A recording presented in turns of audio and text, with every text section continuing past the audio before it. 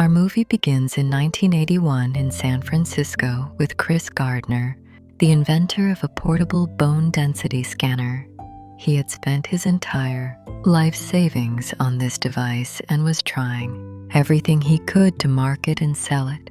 But because of its high price, it was extremely difficult to sell. This was the source of many problems between him and his wife, Linda, who worked all day to help him pay the bills. One day, Chris saw the car of his dreams and asked the owner, "How can I get a car like that?" The man replied that he worked as a stockbroker.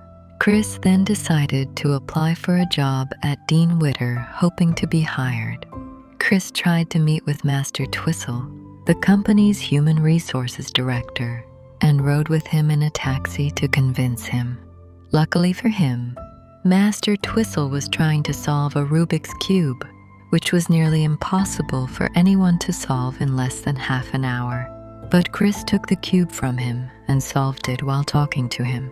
This made Master Twistle take an interest in his application when it came time to hire. However, this detour caused Chris to be late picking up his son from daycare, as he had agreed with his wife.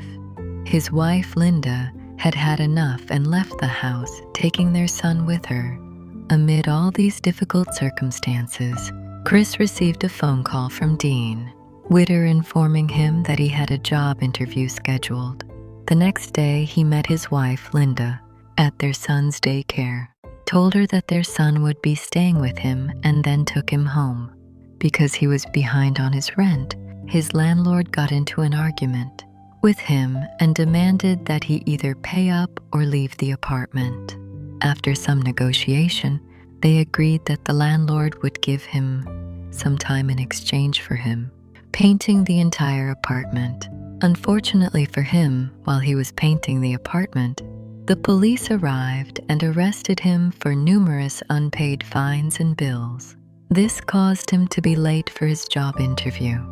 When he went to the interview, he was still wearing the same clothes he'd left prison in, the ones he'd been using to paint the apartment, and he looked disheveled, with paint stains all over his clothes.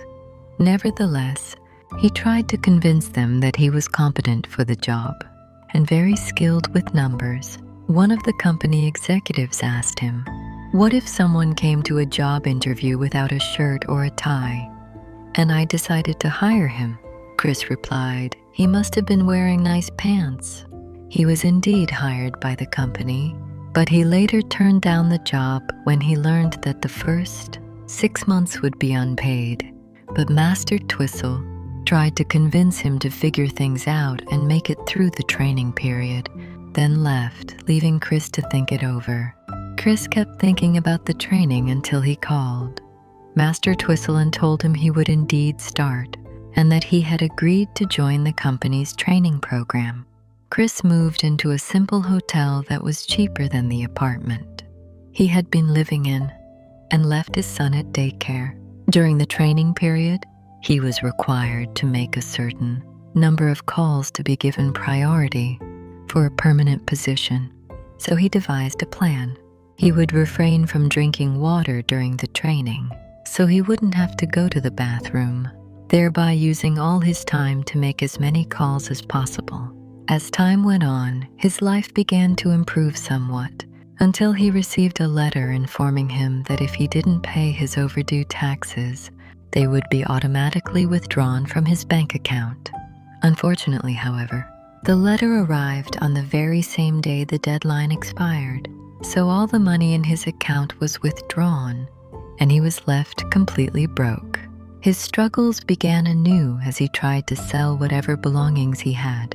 One day, after a long day of work, he returned to the hotel only to find that the hotel owner had evicted him and thrown his belongings out onto the street because he hadn't paid the rent. He took his son and went to the train station, not knowing where they would go. He played with his son and told him a story until the child fell asleep, and then he and his son were forced to spend the night at the train station. The next day, they stayed at a homeless shelter.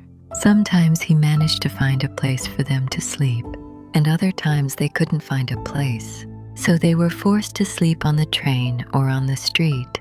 But the 6 months finally passed, and he was informed that he had been hired by Dean Witter as a stockbroker. For the first time in a long time, Christopher Gardner felt happy. And with that, we've reached the end of today's episode. If you liked the video, don't forget to support us to reach 500 likes. And for those who made it to the end of the episode, I hope you'll subscribe to the channel. See you soon. We'll meet in the next video.